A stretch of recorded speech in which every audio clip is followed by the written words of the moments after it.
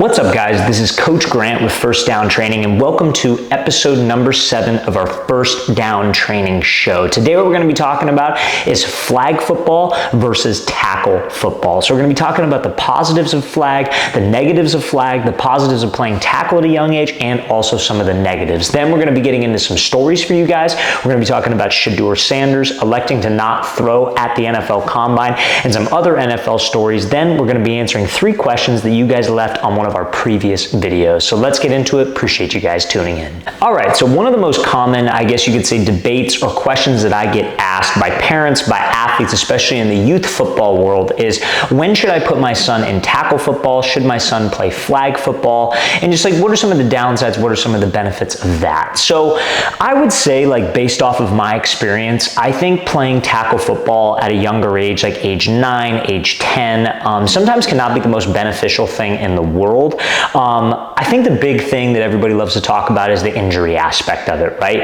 I think nowadays, like CTE is a very real thing. There's a ton of evidence relating to playing tackle football that can cause like head injuries, obviously concussions. They've made tons of movies about concussions and the lasting effects that can have on football players. But my view in the youth football world is a little bit different, I feel, than some of the parents who might be more concerned about that. So, like, let's say, for example, we'll give a couple examples here. Let's say you're a 10-year-old athlete, right? I'm 10 years old, maybe you're a parent, and you're deciding, like, my son really wants to play football. Should I put him in flag? Should I put him in tackle? What's the deal?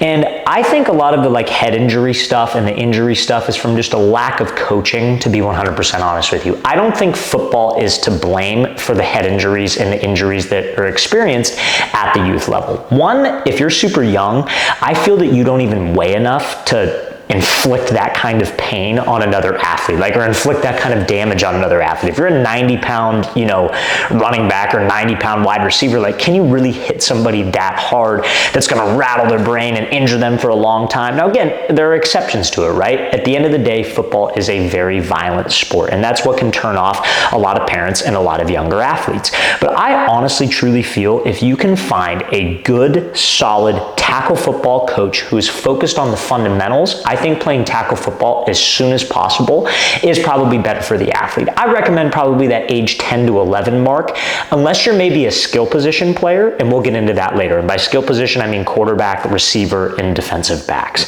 But I think football is one of those sports where how do I put this? There's not really much certifications to become a youth football coach. We need volunteers, obviously. Football does not work if we don't have, dads and parents that want to volunteer and coach the team. But a lot of times those guys walk in, they coach the team, and they're teaching tackling fundamentals when they've maybe never had to tackle anybody or were taught the wrong form 20, 30 years ago, and they're passing that down to the youth. I always compare the two to rugby. Rugby, honestly, it's proven that they have less head injuries and less concussions than football. And rugby is pretty much football without pads. Why is that? That's because in order to tackle somebody without pads and gear on, you need perfect tackling form. So you're no longer leading with your helmet, putting your head down, which is what can lead to a lot of the injuries. So I think people are very, very quick, especially the media, to blame football as a whole when they are trying to ultimately place blame on the head injury aspect of things. So I think you just need to keep that in mind. If you're looking into playing tackle football at a young age, make sure that you are at a team where they're going to focus on fundamentals. They're more concerned about developing the athlete rather than winning games and just hitting hard and posting the fancy videos and the fancy clips. That's the one thing I will say about playing tackle football. Now, if you're a skill position player, I would say, and you're in that age 9 to 12 mark, and you're a quarterback, receiver, DB, I think flag football can be a little bit more beneficial in some aspects, just simply because you pass the ball more. In flag football, you're pretty much throwing the ball every single down. So you're going to be getting a ton of reps, and that's what playing football on a team is all about. It's all about repping out game situations, getting used to the pressure, getting used to a defense coming at you, having to read a coverage, having to throw an accurate ball if you're a quarterback, having to catch a ball, having to guard somebody, all in a game time atmosphere. At the youth level, ages 9 to 12, like we said, not a lot of kids want to play offensive line. Because offensive line isn't the most glorified position there is. Because again, people only notice you when you miss a block. Every single kid out there, probably every single kid watching this, you want to catch touchdowns, you want to throw touchdowns, you want the notoriety, and that's totally normal. And I think at the youth level, it's just a lot of run game. It's just run the ball, run the ball, run the ball. And if you're a quarterback or receiver, you might actually be wasting your time. There are a lot of athletes that all train in that age 9 to 12 age bracket, and I'll work with them from probably January all the way up till August, right? And they're getting better every single week, getting better. And then once August rolls around, they start practicing with their team, they're only maybe getting 10 to 12 reps of practice of actually throwing because all they do is run the ball. So I think you're better off playing flag or 7-on-7 if that's the case and that's the situation that you're in, okay? So that's what I would say is the main benefit. If it were my kid, like let's say I had a kid, I don't have any kids, but let's say I had a kid, I would probably keep him away from tackle football until he's 12 years old. I'd probably have him play flag, play 7-on-7, work with a private coach, hopefully my son will listen to me. But I would rather have them do that and develop their skills and get reps on early on. And if he's a skill position player, quarterback, receiver, DB, it's not like you're hitting every single play. So if you play at age 12, age 13, you're not going to be behind the 8 ball. Now, if you're an offensive lineman, defensive lineman, linebacker, running back, you guys are hitting damn near every single play. So I think putting you in tackle football at a younger age is more beneficial than flag if that's the route that you ultimately want to go. Now, again, it's tricky, right? Just because a lot of people are worried about injuries, but I'm telling you, if you could get into a good youth football program where the coach is focused on fundamentals, that's a conversation you need to have with the coach. Hey, how much emphasis is put on tackling for him? How often do you guys do tackling drills? And ask those types of questions. I think tackle football is totally fine for you to play at that young age. Now, let's talk about discipline and mental toughness. Now, I'm not trying to bag on any flag football players. I think there are tons of great flag football players all over the country. Flag gets bigger every single year, and I've worked with a lot of great kids who play flag football. They have great attitudes. They show up to work hard. That's how I judge athletes, because obviously I'm a trainer. I don't coach a team. I don't have a youth football team. I don't coach a flag team. I don't even coach a 7-on-7 team. I train athletes. My job is to get them better, improve their skills, teach them about the game, and make them just better people overall. And I work with a lot of flag players and a lot of tackle players. And I will say this as a whole, and this is just a statistic from what I've seen, tackle football players are generally more mentally tough, more focused, and more bought into the teaching that we are doing. Now, I say that because tackle football develops mental toughness. I think nowadays, especially in today's world, 2025, I really think that, like, men aren't tough anymore, in my opinion. I feel like, and that starts at a young age. I feel like men are not, I feel like they're a little soft sometimes. And I think playing a sport like tackle football at a young age, you're in the middle of August, it's 100 degrees outside, you're wearing a helmet, you're wearing shoulder pads, you're wearing uncomfortable pants, you're sweating like crazy, but you have to get through it. You have to battle through it. You have to battle that adversity. And on the other side of that adversity is improvement, is mental toughness. And I think tackle football develops that better than flag football. I think flag football, you're in t-shirt and shorts, you're probably not practicing every single day of the week. You don't necessarily have a hell week. And I think a lot of those times, those players are a little bit on the softer side of things. I'm not saying all players, because I know some of you watching this are flag football players, and we love our flag football players. At the camps that we do, we have flag guys there every single time, and we love working with them. But it's more rare to have a flag kid who's really with it and mentally tough and really disciplined and wants to work hard. Whereas a tackle kid, I would probably say 8 out of 10 times, that kid, if he's showing up to training, is focused because he knows what it takes to be a great football player, and he knows, like, the suck, if you will, that he has to embrace to be able to play. So he takes training a little bit more serious because he doesn't want to feel that way again. He doesn't want to feel just, like super uncomfortable, super tired. He wants to get better. So that gets that much easier. So I'm not going to tell you to play one or the other. I would just tell you that if you're a skill position player, if it were my son, if I had a son, and let's say he was a quarterback or a receiver, I would probably have him play flag, 7-on-7, and work with the trainer from ages like 8 to probably like 11, let's say.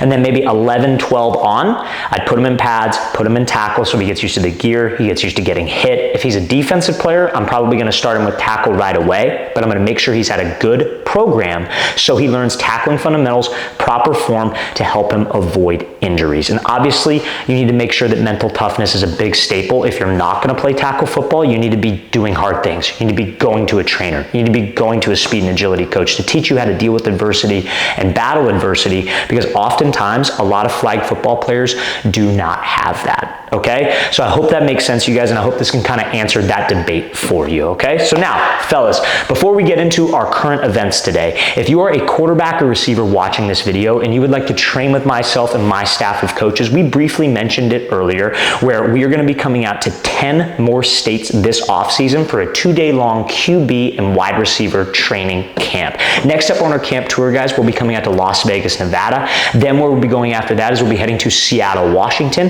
Then after Seattle, we'll be coming out to Chicago, Illinois, Newark, New Jersey, Birmingham, Alabama, Houston, Texas, Boston, Massachusetts, Columbus, Ohio, Boise, Idaho, and finishing off our camp tour in Los Angeles, California. So guys, if you want some more information, you want to learn how you could sign up to train with us for 2 full days, go to that very first link in the description below. Again, very first link in that description below.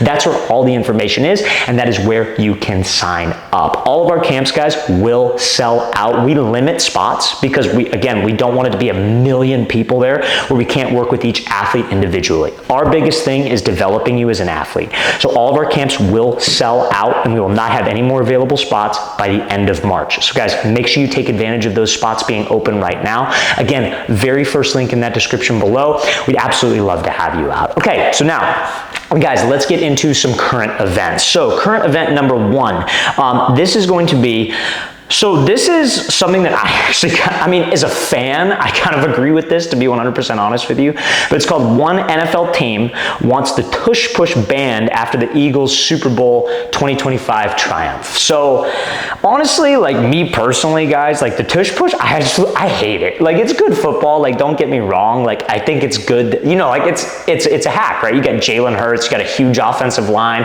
guaranteed probably gonna get 2 or 3 yards every time, but like it's just like, you know, it's just like, it's just boring to watch in my opinion. Like they get down to the 5-yard line, you just know they're gonna score because they can just run that tush push 3 times and then they're in. So honestly, I wouldn't be against the NFL getting rid of that play.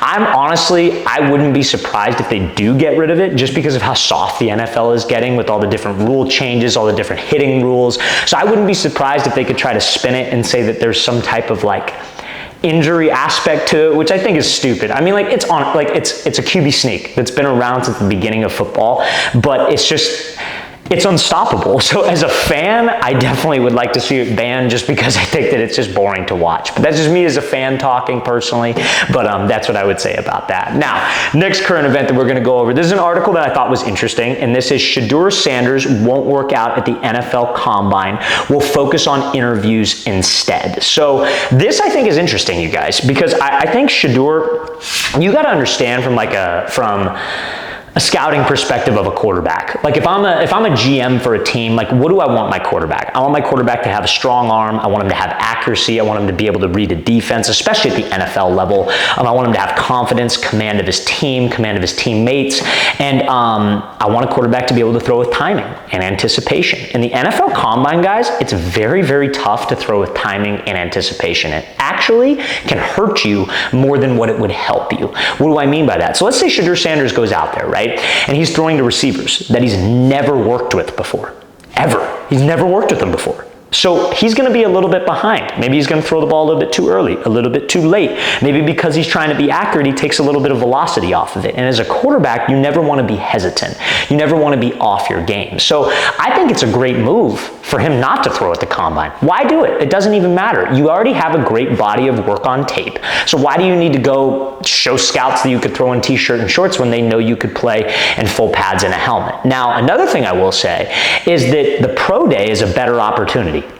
Because the pro day, you're working with receivers that you actually know about. You have their timing down. You know when to throw it. You know when they're getting out of their break because you've repped those types of things with them a million times over. So I like this move. I think honestly, like the only benefit of throwing at the NFL Combine is if you're a quarterback who's not highly scouted, not highly touted, doesn't have a lot of recognition, and honestly, you just want to go out there and make a name for yourself because you kind of have to throw in that sense to be able to stand out. But totally not mad at the decision by Shedeur Sanders. I'm sure people will try to spin it and say that like, oh, he's so full of himself. He doesn't think that he needs to throw. That's not what it is, you guys. It's a business decision and it's a smart business decision. And most top quarterbacks do not throw at the NFL Combine because they're like, what more do I have to prove if I already had a good season, if NFL scouts are already interested in me, and I'm just going to throw to receivers that I know so I could showcase my skills to the best of my ability. So I have no problem with Shedeur Sanders doing that. I honestly think, me personally, I think he's the best quarterback in the draft. Cam Ward, I'm starting to get a little bit higher on, but I still am a Shedeur guy. I think just like from a mental side of things,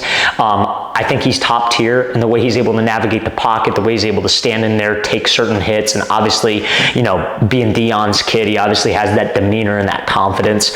But I think a lot of people will knock him and say he's a bad teammate. I think they'll probably have character issues with him, but I don't see him that way. I honestly, truly believe that he's a good teammate and he's going to be a good fit in the NFL. So I'm excited to see how that plays out, okay? So now, guys, we're going to get into some questions. So at the end of every single episode, what we'll do is we'll answer 3 questions that you guys have left below on a previous episode of our First Down Training show. So we're going to answer 3 questions right now, but guys, if you have questions and stuff that you want to ask me and you want to be featured on another episode of our show, guys, just post your questions in the comment section below. I'd be happy to answer those for you guys and obviously feature you on this show. So we appreciate all the support. So guys, if you have questions, post them in the comment section below. Let's get into these 3. So first question here is going to be from DC10 is a God. Hey coach, do you know what the best spot to start marketing myself for college football? So I would say social media is probably your best bet. I think, you know, like obviously the world of recruiting changes every single year, and I think like just life in general from a technology standpoint changes every year, and I think social media has been the way for a long time, and it's definitely the future, and I don't think it's going anywhere. And I think the best platform for that would be X, formerly known as Twitter, right? So you got to make an X account. What I would do is in your X bio, you would have your profile picture be some type of football related photo, and then what I would have is your graduating class, the position you play, the school that you attend, and maybe one marketable attribute about yourself. Now, you could put your 40 time, you could put your height. Everybody lies. That's one of those things that, like, again, like a college coach isn't going to, like, if you run a 4.4, he's not going to just believe you because you put it in your Twitter bio. But I would include that, and then you need varsity film. So if you have varsity film, what you can do is you could reach out to different college coaches on that app. You find their handle, and if you guys are, you know, struggling to find college coaches' usernames, just post in the comments and say that you want a list of the college coaches that you can DM. We just came out with a website where we have a list of over 500 different college coaches and their X handles that you guys can easily contact and reach out to. So if you want that information, just post in the comment section below. I'd be happy to send you over the information to that website. But you find those coaches, you message them, you could send them your film if you have varsity film. But even if you don't have varsity film, I still recommend reaching out to try to just build a relationship. And the best way to build a relationship, guys, is ask them if they have any camps coming up. Hey coach, I'm a class of 2027 quarterback. Do you have any camps coming up that I could attend? Easy one-word response he could give you is, yes, here's the date. Okay, bam, there you go. That's a line of communication with that coach. Maybe you go to that camp, maybe you perform well, you talk to him, you thank him for his time, you get varsity film the next year. That's a contact that you have an actual relationship with and a line of communication with, and you could send him your film, and you're more likely to get it looked at because you're in his actual inbox. So I hope that makes sense, you guys. Appreciate you asking that question, man. I always enjoy answering the recruiting stuff. So now, next question from mchan9420. Who is the best QB you've seen in high school? So, 2 guys. One was a little older than me. Other one I played directly against when I was in high school, my senior year. I went to Los Alamitos High School in Southern California. And this question was posted under our video. I made a video last week. You guys check it out if you're interested. But it was about the best players that I faced in high school, just overall. And I actually didn't mention a quarterback in this because I felt like they weren't the best that I faced. But these 2 guys really stood out to me. I still remember them to this day. One of them is his name is Patrick O'Brien. He ended up going to Nebraska. Dude was like 6'4", 225, like I didn't play against him. I was on the bench for this game because I think it was either a freshman or a sophomore. The dude was insane. Like literally one of the best players I've ever seen. And he was an Elite 11 guy, like highly recruited dude. Ended up going to Nebraska. He didn't even make it at Nebraska as a quarterback. I think they turned him into a tight end, and then I think he went to the NFL. So that gives you like kind of an insight on his size. Like dude, 6'5", 225, probably a 4.7 40, but the dude had a cannon. So Patrick O'Brien won. Second one, you guys have probably heard of, his name is Matt Corral. He went to Long Beach, well, he went to Oaks Christian High School in Southern California, then he transferred to Long Beach Poly, and then I played him my senior year when I was at Los Alamitos High School. And I always thought I was a pretty good quarterback, and I thought I had a lot of talent, I thought I had a lot of skills, and I worked super hard, and Matt Corral was just like insane. The amount of arm strength that dude had. I think we had one play where he rolled all the way to the right sideline and threw a deep post, probably 50 on a rope to the backside on the left. So it's like, it's just an insane amount of arm talent Matt Corral had. Not the best throwing mechanics. You know, a lot of people questioned his character and said maybe he wasn't the best team guy, a little bit selfish at the time. But again, guys, people make mistakes when they're young, so you can't really dwell on that. But one of the best pure throwers of the football I've ever seen. So yeah, it's a long-winded answer for Patrick O'Brien and Matt Corral. So M. Chan, thanks for asking that question, man. I appreciate it. All right, so next question from Hunter Roush 1487. I had a quick question. I appreciate your content very much. I appreciate that, man. Thank you for the support. He says, I have trouble because I'm 5'2" and 80 pounds, 13 years old, going into my freshman year, and it may be pretty hard for me to play tight end this year. Do you know any ways to help my growing process? Thanks for your time reading this. Have a great day. Hunter, you as well. I appreciate you asking that. So, to gain weight. So like, obviously, like growing, like height-wise, it's genetics. You can't really control that. I think maybe getting more sleep because you grow when you sleep. So if you're getting maybe like 4 or 5 hours a night, I would probably try to get maybe like 7 to 8 hours a night if that can help. But again, height is really honestly like a genetic thing, okay? So that's 1. 2, as far as weight gain goes, because you do need to gain some weight if you were gonna be playing tight end.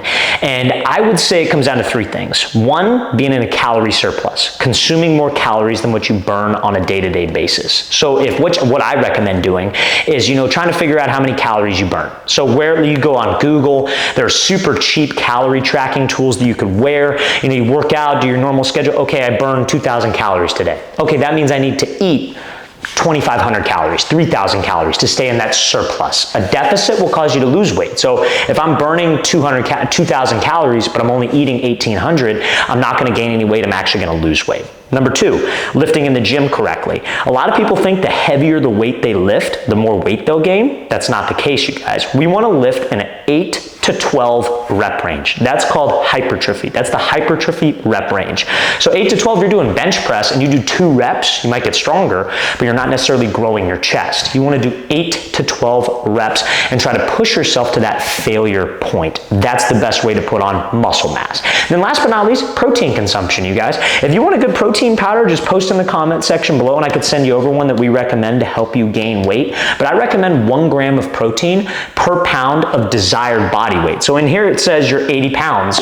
I would try to consume 100 grams of protein a day because I would try to take it incrementally, try to gain 20 pounds. So 100 grams of protein is very easy to do. 5 eggs in the morning, eat some chicken for lunch, have a shake at night, maybe have some red meat at night, and you're getting plenty of protein to help you hit that daily goal. So I hope that helps, man. I appreciate you asking that question because I know other people are probably going through the same exact thing. All right, fellas, guys, thank you so much for tuning in. We really appreciate it. We appreciate everybody who tunes into our longer form videos just simply because we're trying something new with this type of show, and we hope this is bringing you guys a ton of value and is entertaining you as much as we possibly can. So we'll see you guys next time. Appreciate you tuning in.